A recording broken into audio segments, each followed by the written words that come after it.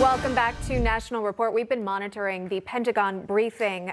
Reports that 5,100 Americans in total have been evacuated from Afghanistan.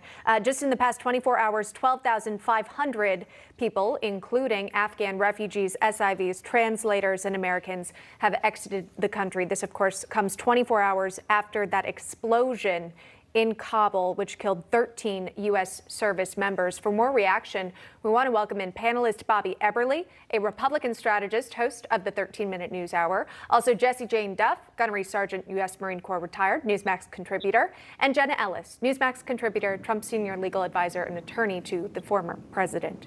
Panelists, thanks for coming on today. Jessie Jane, I'll go straight to you. Your reaction to what you've seen so far, and of course, 24 hours after the deaths of 13 U.S. service members. I'm still appalled that this administration didn't have this well-planned or organized long prior to today. The fact that we lost 10 Marines yesterday, 2 soldiers and a corpsman, has been a gut punch to the United States military and our confidence in our leadership. And the fact that they're still exploring what happened tells me that they don't know what happened. Bobby Eberle, it's hard to get facts out of the Pentagon. Obviously, they are doing their diligence and coming out each and every day. They are fielding questions and not specifically calling on each one. They're allowing whomever to ask the question. But again, not too many answers coming out. Again, we know it was only now one suicide bomber that claimed the lives of those 13 U.S. service members. That coming out from that briefing. Yeah, it's a weird mix of emotions right now, Sean, because it's like, on the one hand, I'm shocked but not surprised. It seems like those can't go together. But it is shocking when we lose American service people overseas for something that should not have happened.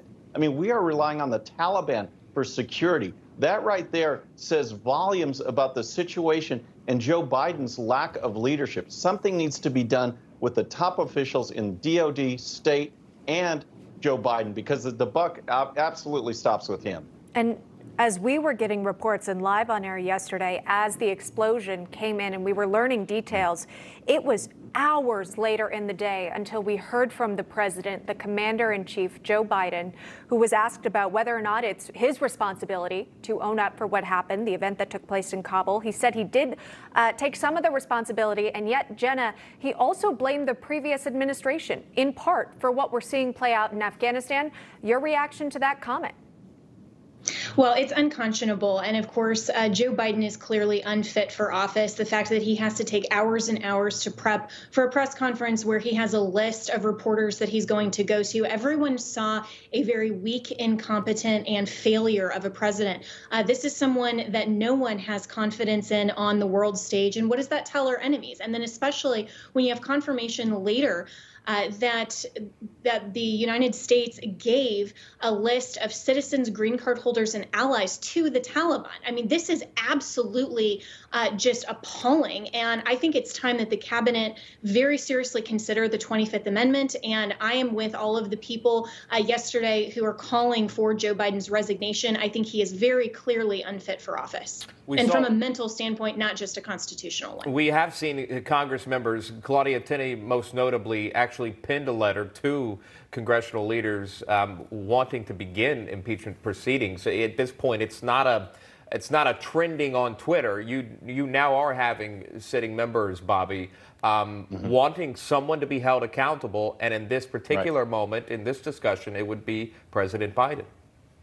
Yeah, absolutely. I mean, Blinken should resign in disgrace. Joe Biden should resign. He should do the right thing and resign. But if not, we need to push something to get him out of office, because what we've seen at the border, what we've seen on the foreign policy front is just a complete incompetence to handle the job. Maybe there's some willful left-wing activism going on, but by and large, what we see is just someone who can't handle it. Yesterday's press conference was a perfect example. As he gets pushed, the pressure just makes him crumble. That shows someone with a diminished capacity. He needs to go.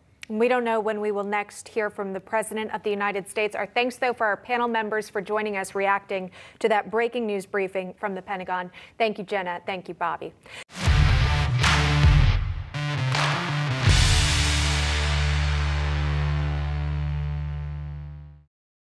Okay, friends, thanks so much for watching. And before you go, please hit that subscribe button, hit that bell so you'll be notified. And here's a special video just for you so you can watch even more of the 13-minute news hour. And don't forget to check out GOPUSA.com for the best in conservative news and commentary. We'll see you next time.